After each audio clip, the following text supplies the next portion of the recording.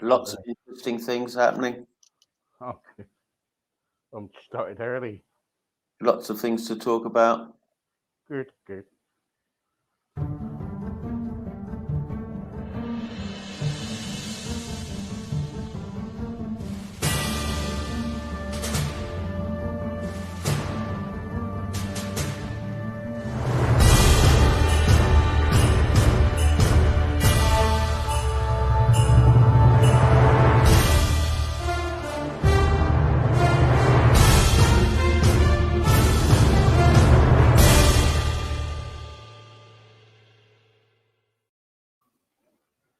Hello, Alan. Good evening, and good evening. And Good evening.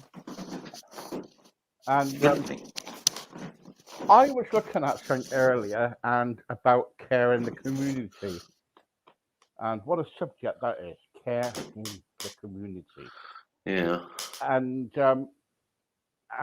while I was thinking about it, I was thinking about what we've been talking about for the last few weeks about about you looking after your mum and kind of like, and should people go into nursing homes, and why do they take away people's rights and stuff like that sometimes, or if they've been saving all their life for their own house, they take majority of the money away. You know, it's really bad, really. What do you think about care in the community, Rob? Well, since you mention it, um, it really came to light in the late 1980s. It was the middle to late 1980s. A lot of people probably don't remember. I don't know whether you do or not. But that was when they used to have those asylums. And they closed down asylums, if you remember, and it was in the I think it was 88, 89. I can't remember the exact year. And there was a whole furore about it, and a lot of people were moved out of these institutions, which on the surface seems like a good idea. And then they were placed into the community, which was probably a good idea from my point of view. I would say it was. But the problem was that transition. I remember reading at the time that a nurse said it was like the whole community had been turned into an asylum, which I thought was a rather simplistic and cruel way of looking at it. But I think that since we've been talking about it a lot these days, it really does depend what your attitude is to mental health or psychiatry, as it would have been seen then, and to what extent normal behavior is seen as not what is, as Frank Zappa said, what is normal. And I think that that's really the major issue that we have to deal with, and that just doesn't get discussed. What is normal? I mean, we talk about diversity a lot, but I mean, it's become a sort of mantra, hasn't it? Oh, well, diversity, diversity. What do people mean by diversity? What kind of behaviors are there that are seen as problematic and that people used to be put into asylums for it? And what behavior is just what I would call individualistic behavior? People behave differently. It's worth mentioning that the word idiocy comes from the Greek idios, which actually means to be independent, to be individual, idiomatic, idiosyncratic. So that it's how we use words and what we mean by them. And that was actually something that I wanted to talk about tonight. Is that there seems to be several different languages appearing within the English language that didn't exist when I was growing up. And I think there may be levels of communication that are sort of breaking down because people are starting to speak different languages. Right. If I shall I explain that, what I mean by that? Yeah, carry on. Yeah. Without going on, without being stopped. When I was a kid, whether people like it or not, I come from a well-off middle-class family. I'm proud of my family. We're hardworking people, and we've always worked. And my family been in business since 1844. So in that time, you're bound to build up a bit of money. I mean, it makes sense. And when I was a kid, a child, as we would say, a young man, you basically had to learn King's English, which I or Queen's English, or received pronunciation, or standard English, or BBC pronunciation. That was basically the key to being a middle class person, was speaking standard or King's English. And it actually opened all sorts of doors. I mean, you also had to learn how to behave in a, in the sense of etiquette, what was considered to be good manners, right? So, if you were a man, you opened the door for a lady, and all this kind of, the whole problem about the difference between a lady and a woman, and this kind of, and that was how it worked. You learned how to speak properly, you learned how to behave properly, and doors opened for you. I got a bank account without any trouble. I could borrow money without any trouble. These things just came easily. And what I've noticed, and what I think has really changed, and this refers to care in the community, how do people exist within the community? I've noticed that there are several different languages that have emerged in the last, I'm guessing, and I mean, this came to me actually during this week, before the weekend. There are several, of at least 4 different languages that we speak now that are all English, but people are speaking different languages. So the first one, just in no particular order, the first one is legalese. So the language of the justice system, the way lawyers speak. There's the language of the academics, sort of jargon. And I mean, we've heard plenty of that in the pandemic, right? From people who happen to be virologists or epidemiologists. They speak another sort of jargon language. And you've got the one that bothers me most is the local authority language, which seems to be the language of political correctness. And also corporations, where they talk about throughputs and outflows, and when they're talking about the economy. And so, whereas that when I was a kid or a young man, let's put it like that, in say the mid 70s, early 70s, I just spoke the way I speak now, and everybody understood what I said. I would say, for example, my language is English literature.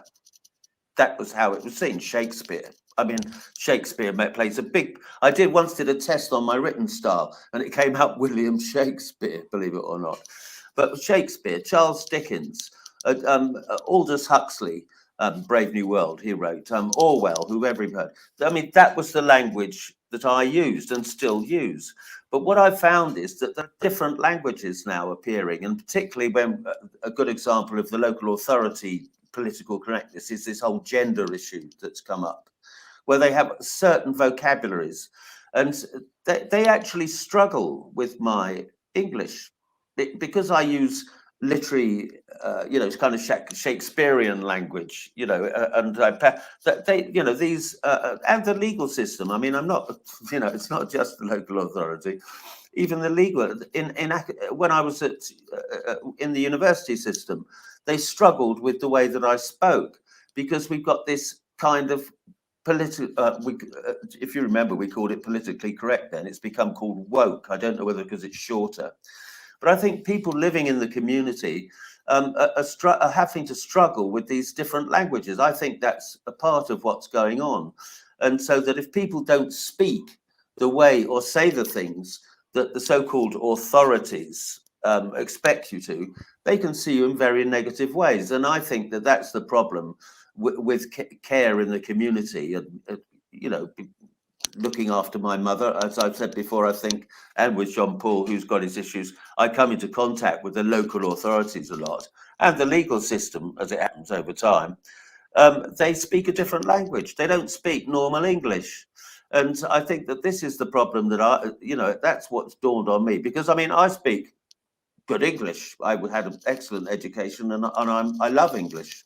I used to teach English at one stage in my life. And I think that there's a real problem with understanding, even though we're speaking the same language. And I think that's, it's a strange kind of route, but I think that we're starting to have new languages imposed on us that are causing people problems. That's what I think. And I think care in the community, in that sense, is a problem, because unless you speak their language, they just see you as problematic. Right, okay. But what do you think, though, about when people who have been paying for their homes for a long time have to pay for their care when they go into like nursing homes for the rest of their lives, and they've got to pay majority of their money. Well, I said to you before, I don't think that's right. If you don't have to pay because of cancer, why should you have to pay for dementia? I don't think that's the proper way to do it. We all pay taxes, and if you get dementia, that's a recognised illness. Why should you have to pay with your house for it? I just don't get the logic behind it in the first place. Yeah, um, talk to me about some of your teaching because you were a teacher, weren't you? Well, yeah, I have all my working life. It wasn't something I did exclusively. It was just something that, for the simple reason, again, people say, "Oh," I was so well educated that people just wanted me to teach them. I think it's as simple as that. So I just start. I went to after I finished college. I went for a gap year to Brazil, and I expected just to learn samba. Actually, I just went there for a gap year and to learn about samba. And because I spoke good English and I was obviously educated, people hired me to teach them English. And I came back from Brazil, and I just got offered a job teaching in one of the local schools. And it was only ever 20 hours a week. That's one of the benefits of it. And so I just taught, and then I got fed up with teaching adults, because adults are a struggle to teach. So I got the degree in psychology and switched to children instead, because they're much more interesting. But people have always asked me to teach them and given me money to do it. It was just something that came up without, like music, really. People just asked me to play guitar and sing. I didn't plan to do it. It just happened. Yeah, and do you ever sing to your mum? I sing to everybody. Yeah, Yeah, I yeah, play piano. The piano's in her room, in the lounge. She's in there. I play the piano for her quite a lot. She loves the piano. My grandmother used to play piano. She wasn't an expert, but she used to play it. So I play to my mother. Yeah, music is good yeah. for you. It is, isn't it? Mm. Um, and what kind of music? What kind of music do you play? I know about your music, but what kind of music do you prefer? I've gone into a very funny phase about that, to be honest. And although, I mean, just to keep life simple, my favourites were Hendrix, the Beatles, Joni Mitchell, and Neil Young. They're the people that really influence me. But nowadays, I'm interested in the history of all the musical. So I've got more technical about how music came about. I mean, I'm very interested in BB King at the minute and blues. I think blues is coming back as far as I can tell at the moment. Yeah, But yeah, I don't get moved by music like I used to, in the sense that when you're younger, music certainly. Ooh, baby love, my baby love. I really remember, that moved me. I was about 10, 9 or 10. That at that stage, music really moved me. And I think once you get to learn about how it's made, it's like hotels. They look great on the front, but go around the back. yeah, or how yeah, yeah. or how sausages are made. You know, the less you know about music, the better. I think is actually. I just know too much about it. I mean, a certain well-known singer has just brought out a new record, and it's absolute factory produced. It's really basic chords. I mean, and like she's singing her heart out. But I believe it. I mean, most big successful artists who, they do genuinely feel the pain. I'm sure they do. I just don't feel the pain anymore. I don't think I ever felt pain. Melancholia has always, nostalgia has always been my thing about music. But I just take an interest in music. I was in the studio last week. We're recording. We just finished a new track on another. The others, my son has started writing songs. Incredibly enough. So I took him into the studio for the first time. So I was acting more as a producer, and so that's how. But I just don't. Music doesn't move me in any particular way. I'm more interested in about how, where did the blues start? Where did R&B start? Where did reggae start? I mean that's. I'm interested in the origins of things. I really am. It's one of my big interests. But any particular artist at the moment, Yeah, Coldplay's new album. But lots of people like Coldplay. Don't get me wrong. yeah. What do you think about all this reggae? No, not reggae. All this banging music. I don't know what it's called, but bass and stuff like that. Yeah, I mean, it just doesn't move me. Mm, That's all I can say. It either moves you or it doesn't. It's just sound. Some of it sounds nice because I mean the quality of recordings these days is just so fantastic. It's like super real. It's sort of almost surreal, and so it just sounds nice to listen to. But I defy it. I can't remember how that recent new single that was covering the media yesterday. I can't remember how it goes. It's just about the sound now. It's not the depth of music. I don't know. It just doesn't work for me.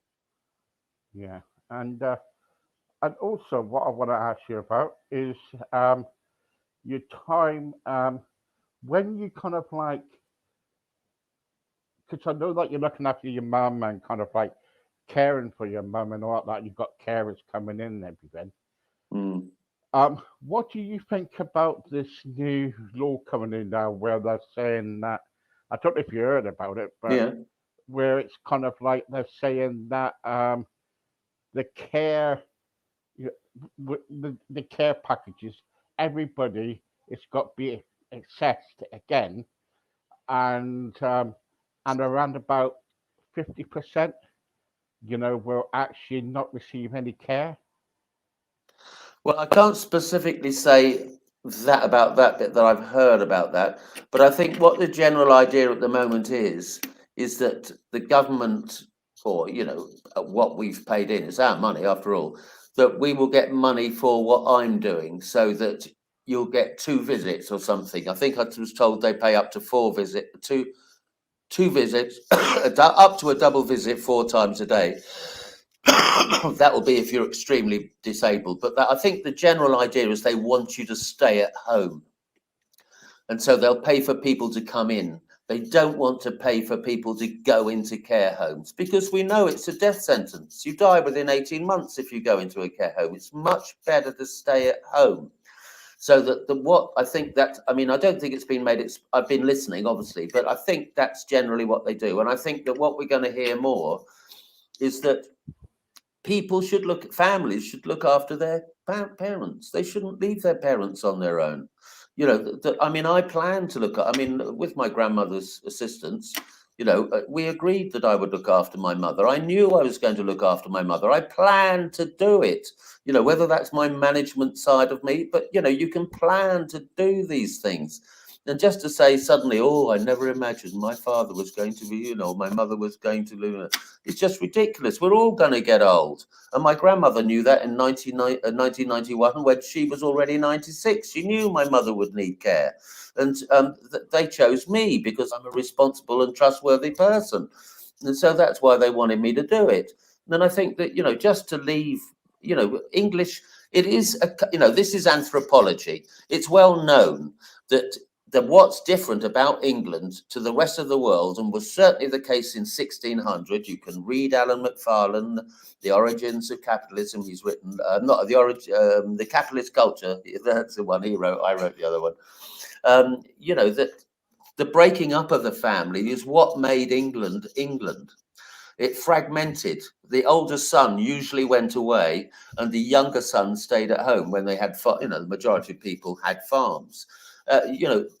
This was understood that the English family tend to break up. If you go to Africa or Asia or South America, where I've been, the families stay together, so you get these extended families.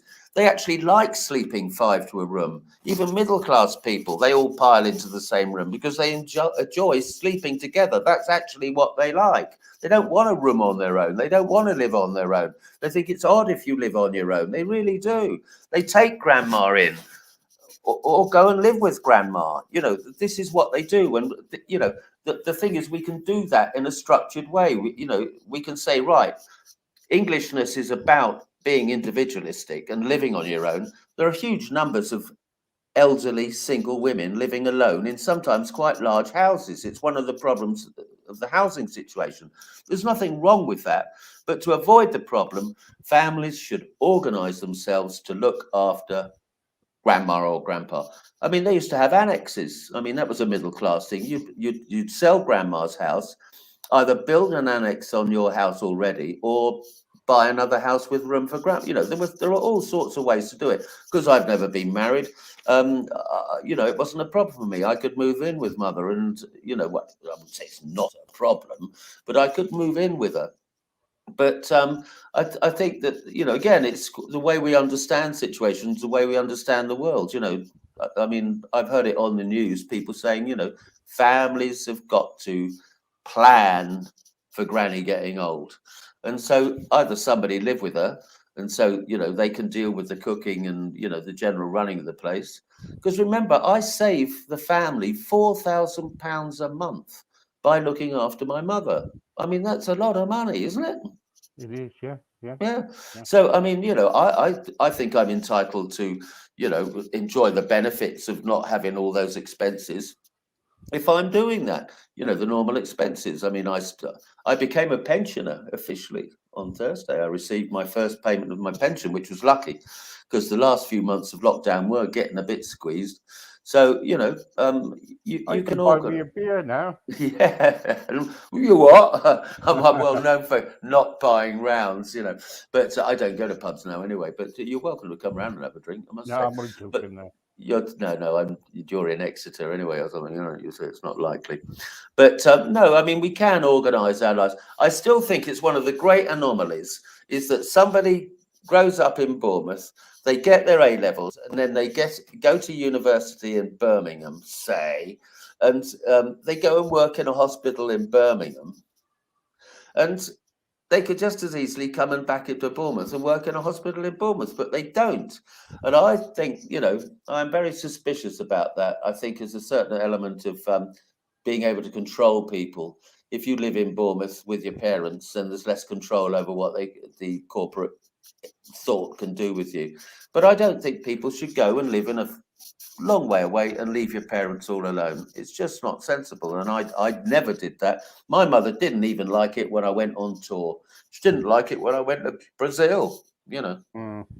She's always been very dependent on me. I was mummy's little soldier, I think someone says that's the way I was always, we got a very symbiotic relationship financially and rest.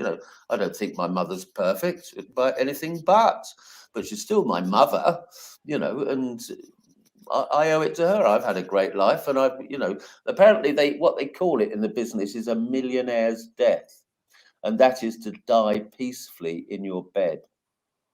Ah. Yeah, that's what it's called in the business, apparently. So it's just my job to check that my mother has a millionaire's death. Is that she just dies peacefully in bed. She doesn't know what, and I have to get up. I get up at 6 o'clock in the morning. I make breakfast for her. I get the washing machine done because there's a lot of washing to be done. And all that kind of stuff. I keep the house running. I'm not perfect, but I keep the house running. I had it redecorated because she hadn't decorated it for 40 years, God's sake. And I make lunch for her. I make dinner for her. The Prama lady comes. It depends what. Sometimes it's 10 o'clock. Sometimes it's 11 o'clock. And then again at 6 o'clock or 5 o'clock, something in the evening, just to get her straightened out. But I mean, Yeah. Well you- done, yeah, well done. And well, it's been a struggle to deal with the local authority. And I should also add, everybody, that I thought that you could only claim assistance from the state when your assets were below 23,000. That's only when you're in a care home, it turns out. If you're at home, it's 23,000 just in cash. So you can start claiming when you've got 23,000 in cash. So even now, I mean, I think it's fairly obvious to everyone I'm not a stupid person, but even I didn't know that. I was clearly under the impression that when you went below 20, that if you lived in your own house, it was your asset. You had to sell your asset, right? You had to borrow until you had 23,000 left of your assets. That's why people sell their houses, right? Yeah. It's not true. It's actually when your cash goes below 23,000, so you shouldn't even have to sell your house, as far as I can see, if that's the case. So I think there's a hell of either misinformation or confusion. And from what I've talked to, there are companies that help you deal with it. The local authorities deliberately don't want to pay the money out, so they deliberately cause confusion. You know, they don't give you They don't want to corrective. tell you, do they? No, they don't want to tell you. I really think if we're going to get rid of the problems, we want to start sorting out the local authorities. And I don't blame the councillors. I don't think it's the councillors' fault. I think they get lied to by the officials. I think that the local authorities are self-managing. They actually keep the councillors out of the loop, and they run it for their own purposes, whatever those purposes are. And I think they're gender studies students, graduates or something. But I didn't know that. In fact, you know, when I hit 23,000, I can claim for payment of the cost. It's not when you've run your, so you don't need, I can't see that you need to sell your house. If the point comes when you've just run out, you get down to 23,000, then you can start claiming care in the house. So you shouldn't need to sell your house. So somebody's been not telling the truth. Yeah. That's my scandal headline for the night. But I do think that I still think there's a certain element of language in it, that these people are no longer speaking the same language as I did when I was young. There's this new method of speaking, so that you don't actually understand what they're saying. Very Rob, odd. thank you so much for you. That was brilliant. Thank you so much. No problem at all. See you next week. See you next week. Bye.